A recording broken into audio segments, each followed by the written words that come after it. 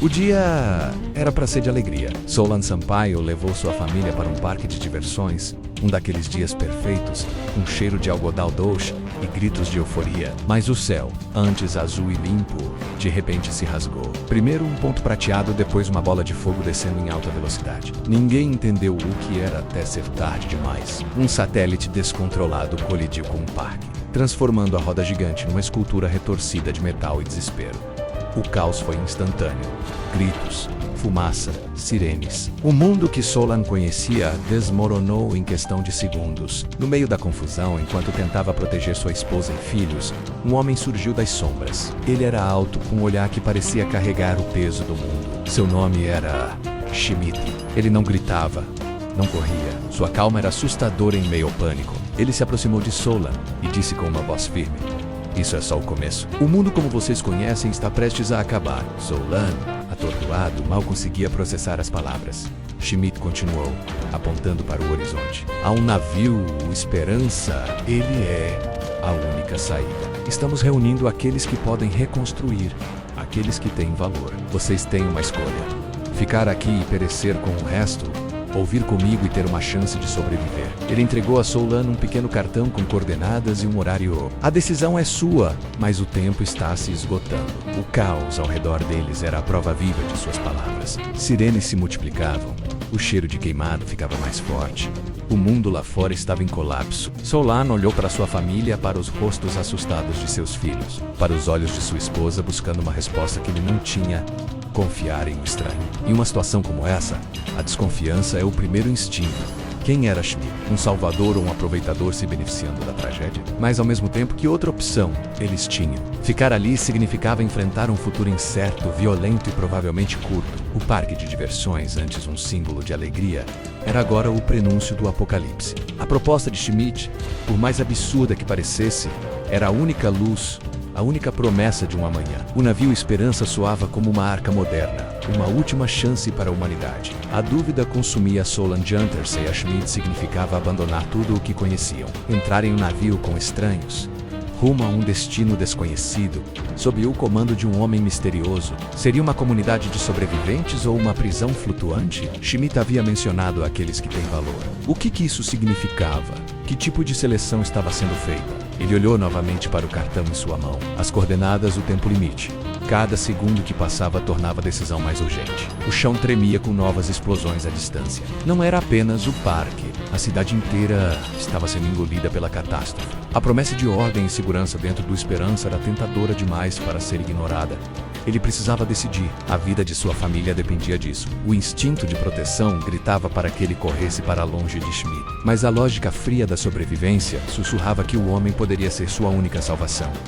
O que você faria no lugar de Solan? Acreditaria na promessa de um futuro incerto ou enfrentaria o fim do mundo conhecido ao lado de milhões? Essa decisão não era apenas sobre sobreviver, mas sobre que tipo de futuro ele estava disposto a construir e a que custo. O relógio estava correndo e o navio Esperança não esperaria para sempre. O apocalipse havia chegado e a primeira escolha de Solan definiria todo o resto. O que será que ele fez? Deixe seu comentário com a sua opinião e o que você acha que vai acontecer a seguir. Obrigado por assistir e não se esqueça de se inscrever para mais histórias como essa.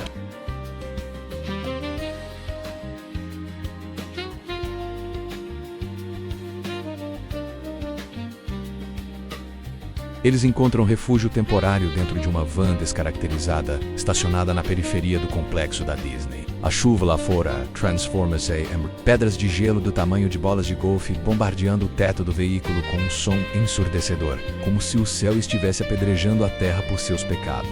Dentro da van, o silêncio é pesado, quebrado apenas pela respiração ofegante de Maria e pelos soluços baixos de Ana, que finalmente percebeu que a magia acabou. Schmidt liga uma luz fraca no painel. Ele desenrola um mapa físico sobre o volante, um papel velho e manchado de café, cheio de anotações feitas à mão.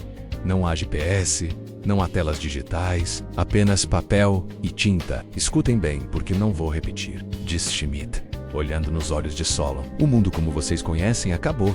A geopolítica das nações morreu, agora existem apenas duas tribos, a do norte e a do sul. Ele aponta um dedo encardido para o topo do mapa. Sóstenes Peixoto e a elite global sabem disso há anos. Eles construíram o que chamam de santuário, bunkers de titânio enterrados sob as montanhas, cidades subterrâneas autossustentáveis abastecidas com reatores nucleares e estoques de sementes genéticas. Eles acreditam que podem comprar a sobrevivência. Eles escolheram quem entra: os ricos, os poderosos e os cientistas úteis. Como você, Dr. Sampaio.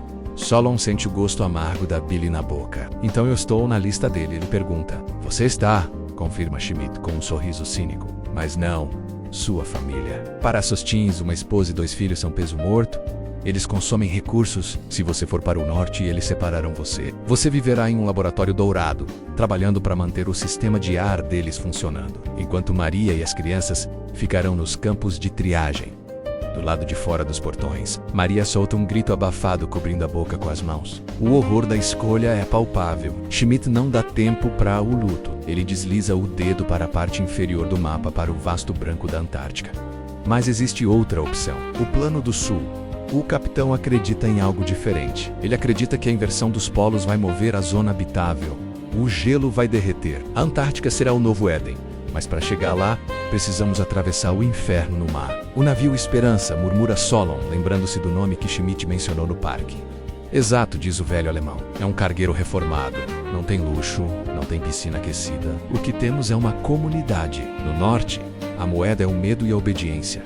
No sul, a moeda é o trabalho e a fé. O capitão é um homem de Deus, Dr. Sampaio, mas ele também é um estrategista brutal. Ele sabe que só sobreviveremos se tivermos pessoas dispostas a construir, não apenas a consumir. Schmidt se inclina para frente à luz amarela do painel, criando sombras profundas em seu rosto, fazendo-o parecer um profeta do deserto. A escolha é sua. Você pode tentar a sorte com Sóstenes, entregar sua mente a ele e rezar para que ele tenha misericórdia da sua família quando a comida acabar. Ou você pode vir conosco. É uma viagem suicida. O mar vai tentar nos engolir. O frio vai tentar nos congelar. Mas se chegarmos lá, seremos livres. Não seremos escravos em um bunker. Seremos os fundadores de um novo mundo. Solon olha para Maria. Nos olhos dela ele não vê medo, mas uma determinação feroz, a mesma força que a faz proteger os filhos de qualquer ameaça. Ela sente um movimento quase imperceptível, mas definitivo. Solon volta-se para Schmidt. Quanto tempo temos? Schmidt olha para o relógio de pulso analógico. A maré está subindo. Os militares vão fechar as estradas em 3 horas. Se quisermos chegar a Baltimore, temos que sair agora. Doutor, desligue seu celular. Se Sóstenes rastrear esse sinal, a conversa acaba antes de começar. Solon tira o aparelho do bolso. É um iPhone de última geração, contendo fotos, contatos, uma vida inteira digital. Com um movimento seco, ele o esmaga contra o painel da van. A tela preta estilhaça. O passado tá morto.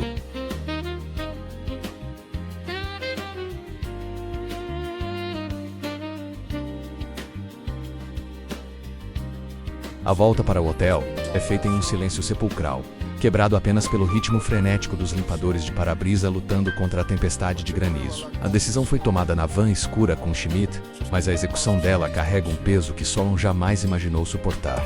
Eles têm menos de 20 minutos. 20 minutos para empacotar uma vida inteira. 20 minutos para decidir o que sobrevive e o que fica para trás nas cinzas do mundo antigo. Ao entrarem na suíte, o contraste é violento. O ar-condicionado zumbi suavemente, os lençóis estão impecavelmente brancos. A televisão exibe um canal de notícias mudo, onde apresentadores sorridentes falam sobre instabilidade atmosférica passageira. É um cenário de normalidade que agora parece grotesco. Uma mentira confortável que eles precisam rejeitar. Solon olha para Maria. Não há palavras, apenas ação. Eles se movem com a eficiência de soldados em retirada. Malas grandes são ignoradas. Eles pegam mochilas, roupas térmicas, remédios, lanternas, garrafas de água. O laptop, com os dados do campo magnético, é protegido como se fosse a Arca da Aliança. Mas a verdadeira dor, a verdadeira escolha de Sofia, não é sobre objetos. É sobre a identidade. Solon abre sua carteira. Ele vê os cartões de crédito Platinum, o crachá da universidade, a foto da formatura, símbolos do status, de conquistas, de segurança. Tudo isso agora é poeira. Se eles forem parados por uma patrulha de Sóstenes, esses documentos são uma sentença de prisão. Com mãos trêmulas, ele joga tudo no lixo do banheiro. Ele está matando o Dr. Solon Sampaio, o geofísico respeitado. para dar nascimento a um sobrevivente anônimo. Maria enfrenta seu próprio calvário no quarto das crianças. Lucas e Ana dormem, exaustos pela emoção do parque. Como acordá-los? Como dizer a eles que a escola, os amigos, os avós, o cachorro que ficou no canil, que tudo isso acabou? Ela toca o ombro de Ana suavemente. A menina desperta, confusa. Mas já é de manhã? Maria segura as lágrimas. Não, querida. É hora de uma aventura. Uma aventura secreta. Ela pega o urso de pelúcia favorito da filha, mas hesita. Cada centímetro cúbico na mochila é precioso. Comida ou memória, remédio ou conforto? Ela coloca o urso na mochila. A alma precisa sobreviver tanto quanto o corpo. Eles saem do hotel pelos fundos, evitando o lobby e as câmeras. A chuva lá fora é torrencial, fria e com cheiro de ozônio e enxofre. O céu tem uma cor doentia, um violeta pulsante que não pertence a este planeta. Ao entrarem no carro alugado, Solon olha para trás uma última vez. Ele vê a fachada iluminada do resort, o castelo da Disney ao longe. Ele sabe que aquelas luzes vão se apagar em breve. E quando voltarem a acender, se é que voltarão, iluminarão um mundo onde a inocência foi extinta. Ele gira a chave na ignição. O motor ganha vida. No banco de trás, as crianças sentem o medo dos pais, aquela vibração animal que precede o perigo. Solon fecha os olhos por um segundo e sussurra uma prece. Senhor, nós deixamos o Egito, guia-nos pelo deserto. Ele engata a marcha e acelera para a escuridão da rodovia interestadual. Não são mais turistas, não são mais cidadãos, agora são fugitivos em seu próprio planeta, correndo contra um relógio geológico que não pode ser subornado, negociado ou parado. Enquanto Solon e sua família correm por estradas inundadas sob um céu que queima, a 1000 quilômetros dali, em uma torre de vidro e aço que desafia a própria tempestade, existe um lugar onde o caos não entra. O escritório de Sóstenes Peixoto, situado na cobertura de seu complexo corporativo, é um templo ao silêncio e ao controle. Lá fora, o mundo grita. O vento uiva a 200 km por hora, arrancando árvores e destelhando casas. Mas aqui dentro, o ar é filtrado. A temperatura é constante e o único som é o zumbido suave dos servidores que processam o fim da civilização em tempo real. Sóstenes está de pé diante de uma parede de monitores de alta definição. Ele não vê pessoas morrendo. Ele vê dados. Pontos vermelhos piscam no mapa-mundi, indicando falhas na rede elétrica, tumultos em grandes capitais e a queda dos primeiros detritos orbitais. Para a maioria, isso é o apocalipse. Para Sóstenes, é uma limpeza. Ele segura um copo de uísque envelhecido, girando o líquido âmbar com a mesma paciência de quem espera o fim de um filme ruim. Ele sabe que a tempestade é necessária. A humanidade tornou-se um parasita e a Terra, em sua sabedoria geológica, decidiu febrilmente se curar. Um bip discreto quebra sua contemplação. É o sistema de segurança de elite. Uma inteligência artificial conectada aos satélites privados que ainda restam operacionais. A voz sintética ecoa na sala luxuosa. Alvo perdido, sinal do Dr. Sampaio desconectado, última localização conhecida. Orlando, Flórida, vetor de movimento, norte-nordeste, Sóstenes franze a testa, uma microexpressão de desgosto que é o máximo de emoção que ele permite. Ele se vira, colocando o copo sobre a mesa de mogno. Desconectado, ele murmura para si mesmo. Solon não é homem de improvisos, ele é um homem de equações. Sóstenes caminha até a tela central e amplia a imagem da Flórida. Ele vê o padrão do tráfego, o pânico nas rodovias. Mas ele vê algo mais. A ausência, o silêncio digital de Solon Sampaio não é um acidente, é uma deserção. Ele aperta um botão no intercomunicador. Tragam-me o relatório de vigilância do setor 4. Imagens de drones aparecem. Ele vê a van velha. Ele vê o vulto de um homem de sobretudo cinza entrando nela. Schmidt, o rosto de Sóstenes endurece. Ele conhece aquele velho alemão, um relíquia teimosa. Um romântico que acredita que pode salvar a ralé com sucata e orações. Então ele escolheu os ratos de Sóstenes com um desprezo gelado. Ele sabe o que o Plano do Sul representa. Um navio esperança. A ideia ridícula de colonizar a Antártica com fazendeiros, mecânicos e sonhadores. Para Sóstenes, a sobrevivência é uma questão de pedigree e utilidade. Seu bunker no norte, o Santuário, foi projetado para preservar a elite genética e intelectual. Solon deveria ser o arquiteto de seus sistemas de suporte de vida, não um mártir em um barco furado. Mas a arrogância de Sóstenes não admite perdas. Ele não aceita que uma peça de seu tabuleiro decida caminhar sozinha. Ele aciona seu chefe de segurança tática. Commander, Temos um desvio de ativo. O Dr. Sampaio foi contaminado pela dissidência. Ele está tentando chegar à costa leste, provavelmente Baltimore. Intercepte-o. Ele faz uma pausa, olhando para o reflexo de seu próprio rosto na janela escura, iluminado pelos relâmpagos distantes. A prioridade é o cérebro dele. Traga-o vivo, a mulher e as crianças. São danos colaterais aceitáveis. Se forem um obstáculo, elimine-os. O novo mundo não tem espaço para peso morto. Ele desliga, volta-se para a tempestade e toma um gole de uísque. O jogo de xadrez pelo futuro da humanidade acabou de começar. E ele não pretende perder nenhum peão.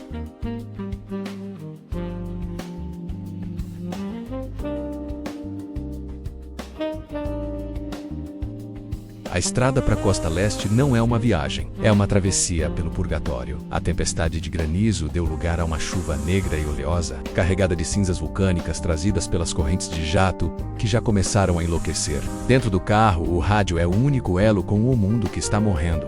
E as notícias são um coro de vozes aterrorizadas. Estações de emergência transmitem relatos fragmentados. Auroras boreais avistadas no México, falha massiva na rede elétrica da Europa, queda de satélite sobre Tóquio. A cada quilômetro rodado, a profecia de Solon se materializa em tempo real. Schmidt, sentado no banco do passageiro, age como um navegador de águas turbulentas. Ele orienta Solon por estradas vicinais, evitando rodovias principais onde o exército já começa a estabelecer bloqueios inúteis. Vire à direita na próxima saída industrial. Comanda o velho alemão, seus olhos varrendo a escuridão em busca de drones ou patrulhas. No banco de trás, Maria abraça Lucas e Ana, tapando os ouvidos deles para que não ouçam o som do fim do mundo. Ela olha pela janela e vê famílias paradas no acostamento, olhando para o céu que brilha com cores púrpuras e verdes. Cores que não deveriam existir naquela latitude. Ela sente uma pontada de culpa, o peso de ser uma das poucas que tem um destino, enquanto a maioria tem apenas o destino. Eles chegam às docas de Baltimore pouco antes do amanhecer, mas não há sol. O céu é uma massa conturbada de nuvens baixas e relâmpagos silenciosos. O porto industrial parece um cemitério de gigantes de ferro, Windestes Parados, containers abandonados, o cheiro de maresia misturado com óleo diesel e ozônio. Solon dirige o carro por entre armazéns em ruínas até chegarem ao Cais 4, o ponto mais isolado e esquecido da zona portuária. E lá está ele, o Esperança. Não é o navio branco e elegante dos cruzeiros de férias. Não é o iate tecnológico de Sóstenes. É uma besta de metal escuro, um cargueiro antigo, talvez soviético, com um casco marcado por ferrugem e cicatrizes de solda. Ele se ergue da água como uma fortaleza flutuante, feio, brutal e magnífico em sua resistência. Chapas de aço extra foram soldadas nas laterais, dando-lhe a aparência de um tanque de guerra marítimo. No convés, não há piscinas ou espreguiçadeiras, raguindestes, estufas cobertas com vidro reforçado e antenas de comunicação de curto alcance. Essa é a nossa casa? Pergunta Lucas com a voz trêmula, olhando para o gigante de ferro. Essa é a nossa vida, responde Schmidt, abrindo a porta do carro e enfrentando a chuva. É a arca dos humildes. Ela não foi feita para ser bonita, garoto. Foi feita para aguentar o impacto de ondas de 30 metros e o gelo que esmaga titânio. O norte tem luxo. Nós temos blindagem. Solon desliga o carro. O silêncio do motor é preenchido pelo som do mar revolto batendo no casco do Esperança. Ele olha para Maria. É o momento da verdade. Subir aquela rampa significa deixar para trás tudo o que eles já foram. Não há volta. Vamos, diz ele, pegando as mochilas. Mas o destino não facilita a partida. Enquanto correm em direção à rampa de embarque sob a chuva torrencial, um som corta o barulho da tempestade. Pneus cantando no asfalto molhado. Motores V8 rugindo com agressividade. Solon para e olha para trás. No final da via de acesso ao cais, luzes fortes de xenônio rasgam a escuridão. 3 SUVs pretos, blindados, surgem na curva, derrapando e acelerando em direção a eles. Eles nos acharam! Grita Maria. Schmidt empurra Solon em direção à rampa. Corram! O capitão não vai esperar. As portas dos SUVs se abrem antes mesmo de os carros pararem completamente. Homens armados com equipamentos táticos descem, silhuetas letais contra os faróis. Eles não gritam avisos. Eles são a limpeza de Sóstenes. Solon agarra a mão de Ana e Lucas, o coração batendo na garganta. A rampa do navio começa a subir lentamente, um ruído de correntes e engrenagens pesadas. Eles têm segundos. A distância entre a salvação no convés e a captura no asfalto é de 50 metros. E os caçadores do norte acabaram de chegar para cobrar a dívida.